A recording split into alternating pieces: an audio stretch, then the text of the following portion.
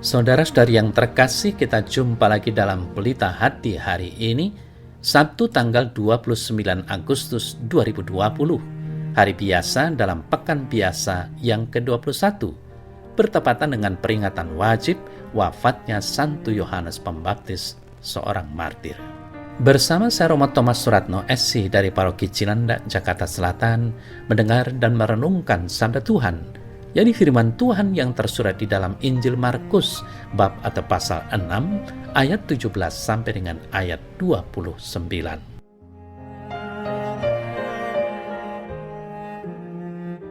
Sekali peristiwa, Herodes yang menyuruh orang menangkap Yohanes dan membelenggunya di penjara berhubung dengan peristiwa Herodias, istri Filipus saudaranya, karena Herodes telah mengambilnya sebagai istri. Memang Yohanes berkali-kali menegur Herodes, "Tidak boleh engkau mengambil istri saudaramu." Karena itu, Herodias menaruh dendam pada Yohanes dan bermaksud untuk membunuh dia, tetapi tidak dapat. Sebab Herodes segan kepada Yohanes karena ia tahu bahwa Yohanes orang yang benar dan suci, jadi ia melindunginya. Setiap kali ia mendengarkan Yohanes, hatinya selalu terombang-ambing. Namun ia merasa senang juga mendengarkan dia. Akhirnya tiba juga kesempatan yang baik bagi Herodias ketika Herodes pada ulang tahunnya mengadakan perjamuan untuk pembesar-pembesarnya, perwira-perwiranya, dan orang-orang terkemuka Galilea. Pada waktu itu anak perempuan Herodias tampil lalu menari, dan ia menyenangkan hati Herodes dan tamu-tamunya. Raja berkata kepada gadis itu, "Mintalah apa saja yang kau ingini, maka akan kuberikan kepadamu." Lalu bersumpah kepadanya, "Apa saja yang kau minta akan kuberikan kepadamu, sekalipun setengah dari kerajaanku." Anak itu pergi dan menanyakan ibunya, "Apa yang harus kuminta?" Jawabnya, "Kepala Yohanes Pembaptis." Lalu ia cepat-cepat masuk menghadap raja dan meminta, "Aku mau supaya sekarang juga engkau berikan kepadaku kepala Yohanes Pembaptis di atas piring." Lalu sangat sedihlah hati raja. Tetapi karena sumpahnya dan karena tamu-tamunya, ia tidak mau menolaknya. Raja segera menyuruh seorang algojo dengan perintah supaya mengambil kepala Yohanes di penjara. Ia membawa kepala itu di sebuah piring besar dan memberikannya kepada gadis itu, dan gadis itu memberikannya pula kepada ibunya. Ketika murid-murid Yohanes mendengar hal itu, mereka datang dan mengambil mayatnya lalu membaringkannya dalam kuburan.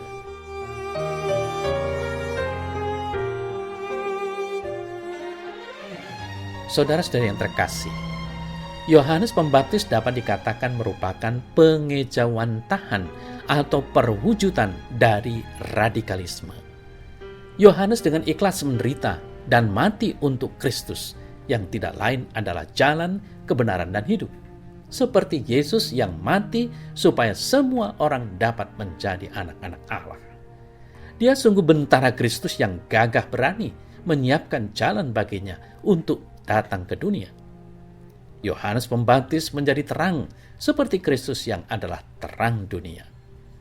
Saudara-saudari yang terkasih, Santo Beda berkata tentang Yohanes Pembaptis dalam homilinya sebagai berikut. "Itulah kualitas dan kekuatan dari seorang laki-laki yang menerima akhir kehidupannya sekarang dengan menumpahkan darahnya.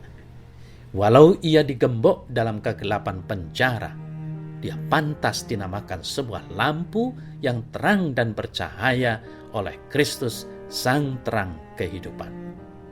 Saudara-saudari yang terkasih, sebagai bait Roh Kudus, kita juga dipanggil untuk menjadi terang yang bercahaya dan memuliakan Kristus dalam sebuah dunia yang gelap oleh karena dosa. Walaupun kita barangkali tidak akan mengalami kematian sebagai martir, kita dapat meniru Kristus setiap hari dengan mengikuti bimbingan Roh Kudus, bukan mengikuti kecenderungan-kecenderungan kedagingan kita. Keradikalan hidup kita untuk memberi kesaksian akan kebenaran hidup di hadapan Tuhan dapat berakibat menerima penderitaan. Namun, hati kita akan dipenuhi dengan sukacita ilahi selagi Roh Kudus memampukan kita, seperti Yesus, untuk berjaya mengalahkan maut. Walaupun menghadapi kesulitan-kesulitan, kita akan bersukacita selagi kita melihat Yesus lahir kembali ke dalam dunia melalui kesaksian kita. Saudara-saudari yang terkasih, sanggupkah kita hidup di dunia ini dengan bersaksi akan kebenaran, kesetiaan, dan hidup seturut kehendak Tuhan? Inilah tantangan hidup kita sebagai umat Kristiani zaman ini. Manakala kita bersaksi, kita membutuhkan kuat kuasa ilahi. Hanya dengan kekuatan Tuhan sendiri, kita dimampukan untuk berbuat sesuai dengan keinginannya. Maka, kita harus senantiasa memohon kekuatan ilahi kepada Allah dalam hidup ini, sehingga benar-benar kita dapat hidup bersaksi akan iman Tuhan Yesus dan kuasa-Nya.